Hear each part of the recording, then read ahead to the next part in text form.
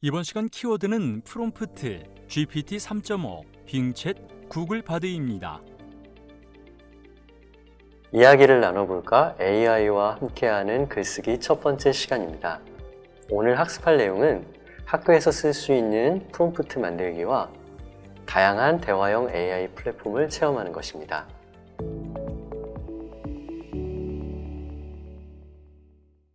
GPT 3.5를 활용하기 적합한 분야에 대해서 말씀을 드리도록 하겠습니다. 5가지가 대표적인데요. 첫 번째는 번역 활용하기, 두 번째는 내용 유목화 및 요약하기, 세 번째는 목차 작성하기, 네 번째는 아이디어 도출하기, 그리고 다섯 번째는 스토리 작성하기입니다. 번역 활용하기는 여러분 아시다시피 영어를 한국어로 바꿔주는 것들인데요. 챗 GPT가 나오면서 번역이 훨씬 더 수준이 좋아졌습니다. 번역이 잘 된다는 건 매우 중요한 건데 여러분들이 영어를 잘 못하더라도 외국 사이트에 있는 내용들을 여러분들이 검색해서 공부할 수도 있고요. 또 내가 모르는 외국인들이 한 이야기들도 번역을 활용해서 무슨 내용인지 의미를 알 수 있는 아주 다양한 분야에서 활용할 수가 있습니다. 그리고 내용 유목화라는 말이 좀 어려울 수도 있는데 유목화라는 것은 여러분이 쉽게 생각해서 분류한다는 거예요. 그래서 잘하는 점, 못하는 점 혹은 크기별로 분류한다든지 종류별로 분류한다든지 이런 것들을 챗 GPT가 꽤 잘한다는 말씀이고 특히 잘하는 것이 바로 요약입니다. 여러분 글의 내용들을 우리가 시간이 없어서 다 못 읽어볼 때가 많잖아요. 챗 GPT에 글을 넣고 그 내용들을 요약해달라고 하면 아주 짧게 요약을 잘해줍니다. 그것도 5가지로 요약해달라고 하면 5가지로 요약해주고요. 이런 일들을 굉장히 잘합니다. 또 여러분이 아직 학생이기 때문에 많이 이용을 안 하겠지만 PDF 파일이라고 해서 문서 파일들이 있는데 이런 것들을 업로드해서 요약을 해달라고 요청할 수도 있어요. 그런 기능들을 아주 유용하게 활용할 수가 있습니다. 그 다음 세 번째, 목차 작성하기를 잘합니다. 여러분 글을 쓸 때 가장 중요한 것 중에 하나가 목차를 만들어내는 거예요. 여러분들이 발표 자료를 만들거나 여러분이 이제 학교에서 프로젝트 학습을 할 때도 이 목차를 만드는 게 사실 굉장히 시간이 많이 가고 어려운 일일 겁니다. 그런데 챗 GPT가 목차 작성하는 예를 여러분들한테 쉽게 만들어줍니다. 이것들을 참고해서 여러분들이 그냥 하는 것이 아니라 여러분이 조금씩 변형해서 내가 잘할 수 있는 방법으로 바꿔주면 되겠습니다. 그 다음에 아이디어를 잘 뽑아줄 수 있습니다. 챗 GPT한테 정밀한 정보를 요구할 수도 있지만 창의적인 정보를 요구할 수도 있는데요. 내가 무언가를 만들거나 내가 무언가에 대한 발명 아이디어 이런 것들을 생각을 할 때 굉장히 어렵잖아요. 미리 생각한 것들이 아니라면 바로바로 아이디어를 뽑아내는 것은 좀 어렵습니다. 그럴 때 챗 GPT한테 아이디어를 만들어 달라고 요청을 하는 것이죠. 그러면 꽤 재밌는 아이디어를 뽑아주기도 합니다. 거기서 우리가 필요한 것들만 뽑아주시면 되겠어요. 그 다음 5번째, 스토리를 만들어줄 수 있습니다. 이야기를 만들어줄 수 있는 거죠. 여러분들이 챗 GPT에게 시, 소설, 수필, 희곡 등을 만들어 달라고 하면 이 친구가 나름 괜찮게 학습한 내용을 바탕으로 스토리를 꾸며주죠. 그래서 여러분들이 뭔가 학교 수업을 배울 때도 어떤 동화 내용을 공부한 다음에 그 이후에 나오는 내용들을 작성해 보라는 이런 과제들이 많잖아요. 이럴 때 어려움을 느낀다면 챗 GPT에 일단 도움을 받고 그 다음에 내가 좀 더 변형해 보는 방법으로 학교에서 배운 과제들을 좀 더 잘 작성해 볼 수도 있을 것 같습니다.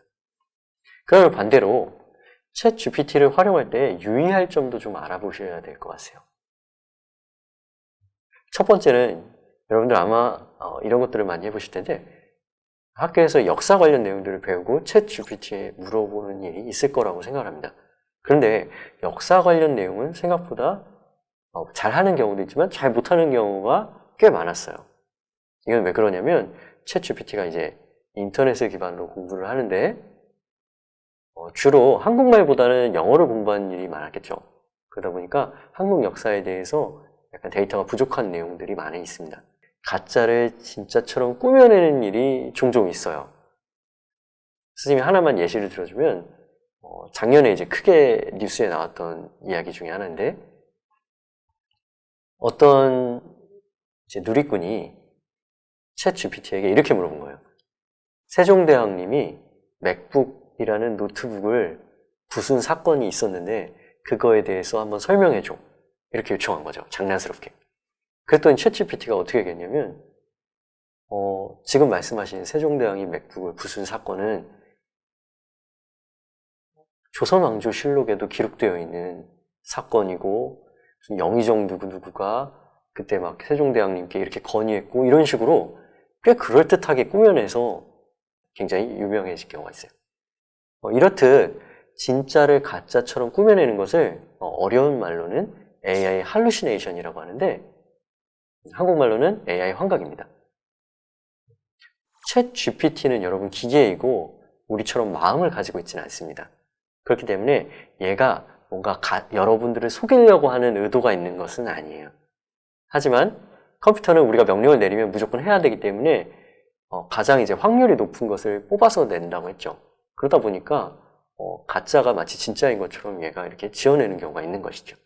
그런 부분들을 염두하셔서 반드시 챗 GPT가 한 이야기는 여러분들이 검토를 해보셔야 돼요. 굉장히 중요합니다. 그 다음 여러분은 GPT 무료 버전을 쓰실 텐데요. 챗 GPT 무료 버전은 2021년 9월까지만 학습이 되어 있어요. 이게 무슨 얘기일까요? 여러분이 2023년 어떤 사건에 대해서 대답해달라고 하면 이 친구가 대답을 회피할 겁니다. 저는 2021년까지 학습이 되어 있기 때문에 그 부분에 대해서는 정보를 드릴 수 없다. 이런 식으로 표현을 할 거예요. 그렇기 때문에 여러분 2023년에 대통령이 누구냐고 물어보면 이제 잘 대답을 못할 수가 있어요. 그런 정보들이 없기 때문에. 이런 부분들은 이제 유료 버전에서는 해결되지만 여러분들이 이제 학생이기 때문에 무료 버전 쓰시면 이런 한계가 있다라는 것을 알아주시면 좋을 것 같아요. 그 다음 네 번째, 챗 GPT가 학습되지 않은 정보들도 많겠죠. 그럴 때 제가 질문을 드려도 챗 GPT가 대화를 계속 이상한 얘기를 하면서 대화가 나아가지가 않고 맴도는 경우가 있어요. 자기가 죄송합니다 하면서 죄송합니다를 연달아 이야기하면서 대화가 진행되지 않는 경우가 있습니다. 이럴 때는 대화를 끊고 다른 주제로 넘어가거나 여러분들이 새 채팅창을 만드셔가지고 주제를 바꿔보는 것을 추천을 드립니다. 이렇게 챗 GPT가 잘할 수 있는 내용과 잘할 수 없는 내용들을 알아봤는데요. 이번 시간에는 선생님이 미션을 하나 드리려고 해요. 문제를 하나 드리려고 하는데 여러분 챗 GPT가 끝말잇기를 할 수 있을까요? 결론적으로 말씀드리면 끝말잇기를 잘 할 수가 없습니다. 그러면 이 친구가 끝말잇기를 할 수 있게 우리가 프롬프트를 만들 수도 있을까요? 네, 이건 가능합니다. 그러면 과연 어떻게 이야기를 해야 챗 GPT가 끝말잇기를 할 수 있을까요? 여러분 잠깐 동영상을 정지해놓고 챗 GPT에 접속하셔서 챗 GPT와 끝말잇기를 할 수 있도록 놀이를 한번 짜보시기 바랍니다. 여러분이 먼저 하고 그다음에 같이 실습해보는 걸로 해볼게요. 그러니까 예를 들어서 이제 자동차 하면 챗 GPT가 차량 이런 식으로 끝말잇기 게임을 하는 것처럼 만들어 보면 되거든요. 여러분들이 한번 요거를 먼저 해보시고 같이 실습을 해보도록 하겠습니다. 챗 GPT에 접속을 하신 다음에 새로운 채팅창을 한번 만들어 볼게요. 네. 먼저 끝말잇기 게임을 할 거야 라고 내려줄 겁니다. 네, 규칙이 있다고 알려줄 거고요. 근데 여러분 여기서 이제 연속적으로 쓰면 보기가 헷갈리니까 여러분 우리가 이제 엔터를 쳐서 아래로 가고 싶은데 엔터 치면 바로 물어보잖아요. 이럴 때 쓰실 수 있는 게 화면 왼쪽에 키보드에 여러분 Shift 버튼이 있을 거고 그 다음에 엔터 버튼이 있을 겁니다. Shift 엔터를 같이 눌러보세요. 그러면 줄바꿈이 됩니다. 이 규칙에 대해서 1, 2, 3, 4, 5 이렇게 설명을 해주시면 됩니다. 첫 번째, 참가자는 너 너와 나야 이렇게 알려주고 그 다음에 내가 먼저 말할 거야. 단어를 말한다 이렇게 할게요. 그다음에 세 번째는 내가 말한 단어의 끝 글자를 처음에 오도록 하여 단어를 말해봐. 이렇게 해보겠습니다. 여러분 규칙이 완전하지 않아도 추가 규칙을 통해서 챗GPT한테 할 수 있거든요. 이런 연습을 해보시면 좀 프롬프트 작성하는데 실력이 올라갈 겁니다. 한번 해볼게요. 네. 챗GPT가 지금 뭔가 하나 실수했죠? 내가 먼저 단어를 말한다고 했는데 챗GPT가 먼저 말했습니다. 그런데 과연 잘하는지 한번 볼게요. 제가 사과라고 했으니까 과일이라고 답변해 보겠습니다. 그럼 이 친구가 과연 1 뭐라고 대답하는지 한번 볼게요. 일요일 이렇게 말했네요. 내가 말한 끝단어를 진짜 한 것 같죠? 조금 더 테스트 해볼게요. 일기예보 보리 네, 아주 잘했죠? 이런 식으로 여러분 프롬프트를 작성하실 때 얘가 어떻게 하면 될지 규칙을 이렇게 적용해서 순차적으로 배열해가지고 질문을 하시면 챗GPT를 여러분이 훈련시키면서 내가 원하는 답변을 끌어내실 수 있습니다. 다른 예시를 한번 볼게요. 그 다음에 챗GPT와 여러분이 할 수 있는 것 중에 하나가 수학 문제를 만들고 답변해 보는 것입니다. 수학 문제 같은 경우는 답이 국어나 사회 같은 것과 달리 분명하게 정해져 있는 경우가 많잖아요. 그러다 보니까 컴퓨터인 챗GPT도 수학 문제를 꽤 잘 풉니다. 여기서 좀 좋은 점이 뭐냐면 여러분 수준에 이제 맞는 문제를 만들어 달라고 하면 얘가 문제를 만들어줘요. 그리고 그 문제를 여러분이 풀어보고서 이게 맞는지 체킹을 받을 수가 있습니다. 그 여러분이 틀렸어도 GPT가 답까지 알려주고 해설도 해줘요. 그러니까 여러분들이 혼자 공부하실 때 도움을 받을 수가 있는 거죠. 질문하는 방법은 다음과 같습니다. 수학 문제를 만들어 달라고 할 거고요. 중학교 수준의 문제이며 중학생들 수열을 배우죠? 수열로 해볼게요. 수열과 관련된 문제를 만드는데 객관식 두 문항, 주관식 한 문항 이렇게 물어볼게요.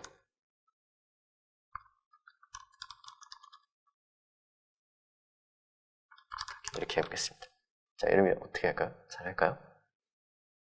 네, 이런 식으로 제가 객관식이라고 이제 고를 수 있는 이런 답안 두 문제 만들었고 그 다음에 고르지 않고 여러분이 직접 서술형으로 써야 되는 주관식 문제 답안도 잘 만드는 것을 확인하실 수가 있습니다. 그 다음 여러분에게 이제 추천드리고 싶은 것은 여러분들이 이제 학교에서 팀 프로젝트 수업을 많이 하실 텐데요. 그때 이제 팀을 짜다 보면 팀 이름 정하라고 선생님이 말씀하실 때가 많을 거예요. 그때 굉장히 고민스럽죠. 우리 팀 이름 뭘로 할까? 그럴 때도 챗 GPT에게 부탁을 해볼 수가 있습니다. 예를 들면 이거는 실습은 하지 않고 선생님이 직접 어떻게 했는지 보여줄게요. 예를 들어서 이제 팀 이름을 스타라고 지을 건데 스타에서 각 알파벳의 머리 글자를 따서 뭔가 멋지게 브랜딩을 해달라고 하는 거죠. 이런 것들도 잘할 수 있을까요? 보시는 것처럼 브랜딩 아이디어 4가지를 챗 GPT가 보여주는 것을 확인하실 수 있을 겁니다. S는 우리 팀 컬러를 의미하고 스카이 블루 컬러로 하면 좋겠다. 이런 내용이 있고요. T는 미래지향적이고 혁신적인 이미지. 우리 팀은 그런 이미지를 갖는다. 이런 식으로 나름 챗 GPT가 이렇게 하고 있거든요. 여러분들도 이렇게 아이디어를 챗 GPT를 통해서 받은 다음에 실제 여러분들이 팀 프로젝트 할 때 활용을 하면 좀 재밌을 것 같아요. 또 다른 방식으로는 이제 팀 이름을 네가 직접 한번 추천해봐라. 우리 팀은 세련되고 멋진 쿨한 아이들로 구성되어 있고 남자 2명, 여자 2명이야. 그리고 우리는 과학 동아리야. 이런 식으로 정보만 줘도 챗GPT가 꽤 그럴듯하게 우리 팀에 대한 이름을 추천을 해줘요. 이 영어로 돼 있네요. 이런 것들은 좀 쓰기 어렵겠죠? 과학적 우아함 같은 것들은. 근데 이제 고귀한 발견가들, 이런 것들은 좀 우리가 바꾸면 써먹을 만한 것 같아요. 그래서 여러분들이 이런 식으로 아이디어를 뽑을 때도 활용하실 수 있다는 것을 말씀드립니다. 여러분, 수행평가 과제로 선생님들이 가장 많이 내시는 것 중에 하나가 아마 수필 쓰기일 겁니다. 에세이 쓰기. 근데 챗GPT가 에세이를 꽤 잘 뽑아주고요. 특히 엑세이를 쓸 때 여러분 그대로 쓰면 안 된다고 말씀드렸죠? 에세이를 쓰기 전에 목차를 뽑아달라고 하면 꽤 잘 뽑습니다. 예를 들어서 여러분들 정치 단원에서 민주주의에 대해서 배울 텐데요. 민주주의에 대한 에세이를 내가 작성하려고 하는데 목차를 만들어봐 이렇게 요청을 했는데 지금 보시는 것처럼 꽤 잘 만듭니다. 보시면 민주주의의 정의, 민주주의가 뭔지부터 설명을 하고 하라는 거죠. 그리고 민주주의가 처음 시작된 게 이제 고대 그리스인데 그런 내용들을 이제 설명하면 좋겠다. 에세이에서 이런 식으로 추천을 해줍니다. 이런 것들은 꽤 잘합니다. 그 다음 여러분 이제 이 챕터에서는 여러분이 챗GPT 이용해서 글 써보는 그런 주제로 되어 있는데요. 챗GPT한테 도움을 받을 수 있는 파트 중에 하나가 바로 시 짓기입니다. 근데 이 시를 지을 때 그냥 짓는 것보다도 좀 재밌는 게 뭐냐면 어떤 시인의 스타일을 좀 참고해가지고 써달라고 할 수 있고요. 소재를 여러분이 정할 수 있습니다. 그러면 좀 많이 이제 데이터가 쌓인 시인인 경우에는 그 스타일을 좀 참고해서 해주거든요. 그래서 우리나라에서 이제 좀 유명한 시인이셨던 윤동주 스타일로 한번 써보라고 제가 해본 겁니다. 여러분도 한번 이 부분을 실습을 해보시기 바랍니다. 네, 새 채팅창으로 할게요. 시를 지어줘라고 명령을 한 다음에 윤동주 시인 스타일로 해야 하고 시의 소재는 자연물 아무거나 여러분들이 해보시면 좋겠습니다. 저는 돌로 해보겠습니다. 이렇게 하고 윤동주 스타일로 한번 작성해보달라. 네, 이렇게 나오는데요. 여러분 이 시가 그럴듯해 보이는데 지금 완벽하진 않죠. 보시면 이제 첫 연 같은 경우에 돌 하나 놓고 바라보니 세월의 흔적이 깊게 새겨져 있네. 뭐 이런 거는 나쁘지 않습니다. 근데 보시면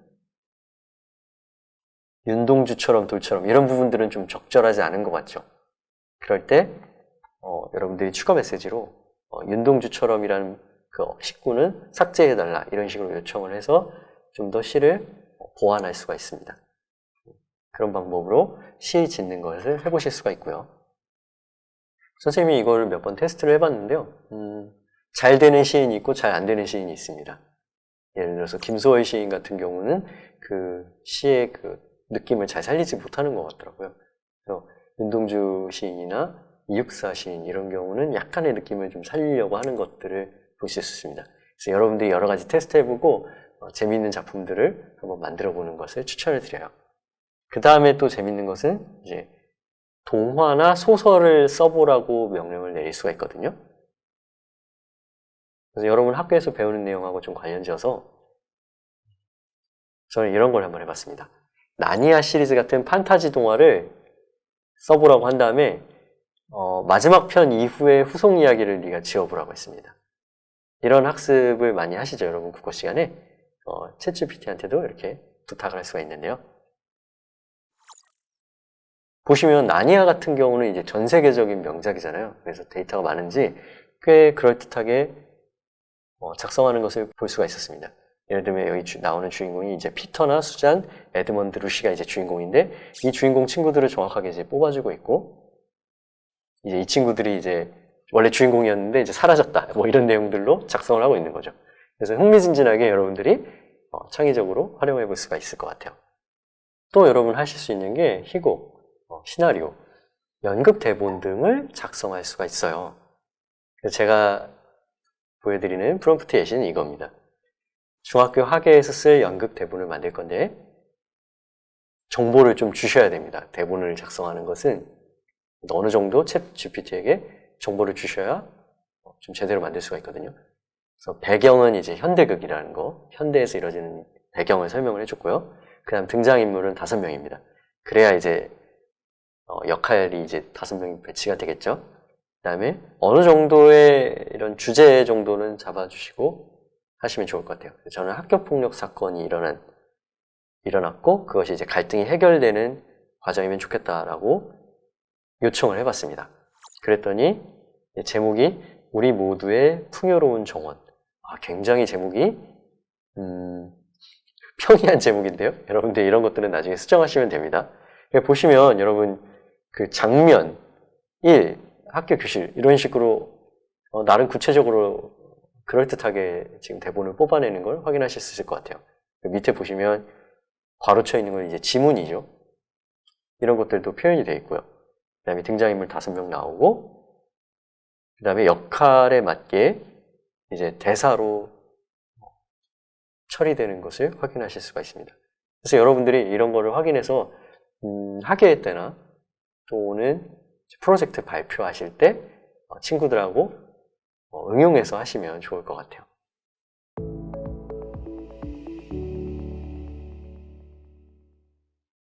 근데 여러분 여기서 이제 GPT를 활용하실 때 여러분들 보고서 작성하는 일들도 있을 거예요.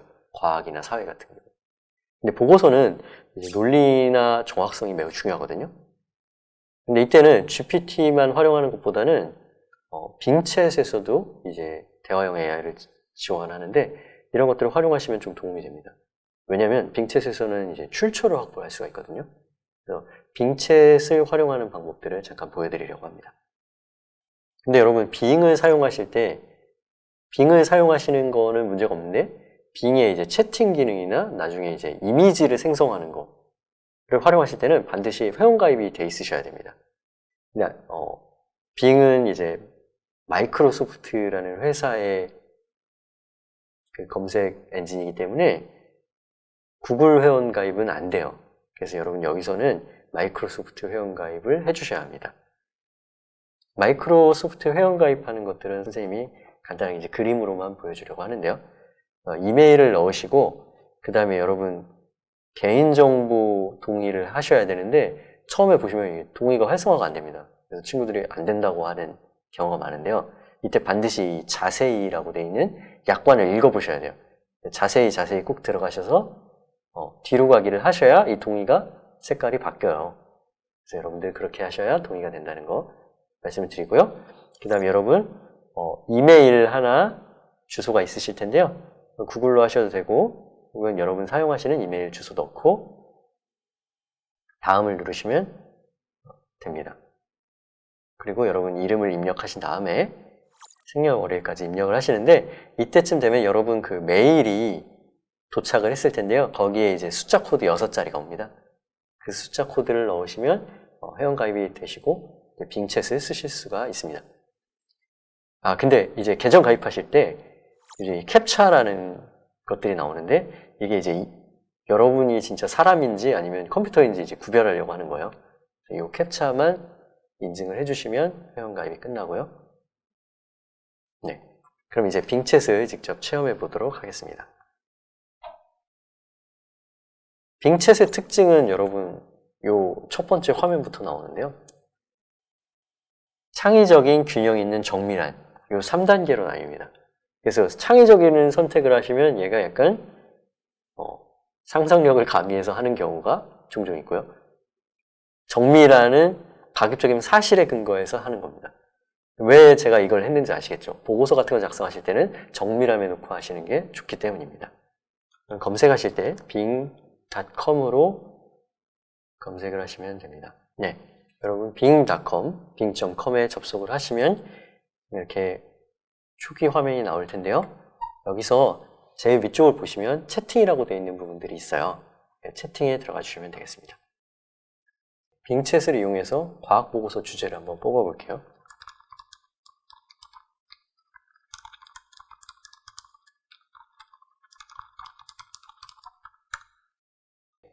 여기서 여러분 빙챗의 특징을 보실 수가 있는데요. 아래 보시면 이 문서가 어디서 왔는지 출처를 확인할 수가 있어요. 대화형 AI에서 가장 위험한 것 중에 하나가 이제 가짜 정보들을 생성하는 경우가 많다는 것인데 여러분 이런 출처가 있기 때문에 출처를 따라가 보면 이게 정확한 정보인지 좀 확인할 수가 있잖아요. 그래서 그런 점을 빙챗에서는 좀 잘 활용할 수가 있는 부분이고요. 네, 빙챗의 특징 중에 하나는 이런 식으로 밑에 보시면 추천 후속 질문을 고를 수가 있게 되어 있습니다. 그래서 이것들을 누르면 그거에 대한 답변을 빙챗이 이어나가게 되죠.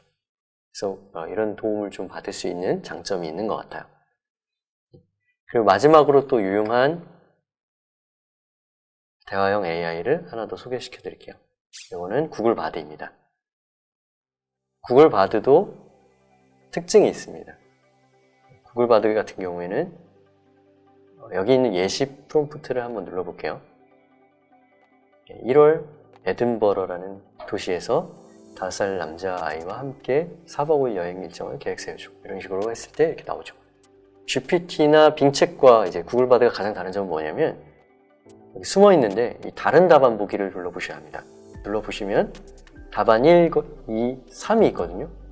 그래서 여러분 정해진 답변대로 가는 게 아니라 이 세 가지 추천 중에 하나를 골라서 답변을 받을 수 있다는 장점이 있죠.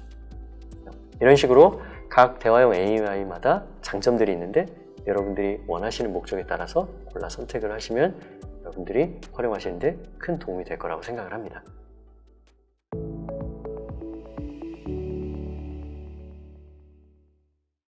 이야기를 나눠볼까? AI와 함께하는 글쓰기 첫 번째 시간이었습니다. 오늘은 학교에서 유용한 프롬프트 활용 예시들에 대해서 배웠는데요. 규칙을 알려주고 놀이를 해볼 수도 있었고 공부를 도와주는 도우미로도 활용을 해봤습니다. 그리고 글쓰기를 위한 목록을 작성하는 것과 시, 동화, 연극 대본 등을 만들어 보는 데 활용을 할 수 있다는 것을 배워보았습니다. 그리고 여러 가지 대화형 AI 플랫폼들을 다뤄보았는데요. GPT 3.5 같은 경우 준수한 대화 성능을 가지고 있다는 것을 확인했고요. 구글 바드 같은 경우는 최신의 정보도 잘 찾아내며 답변을 여러 가지 선택할 수 있다는 장점이 있었고요. 빙챗 같은 경우는 출처를 제공하고 또 후속 질문에 대한 추천 기능 등을 가지고 있다는 것을 알아보았습니다.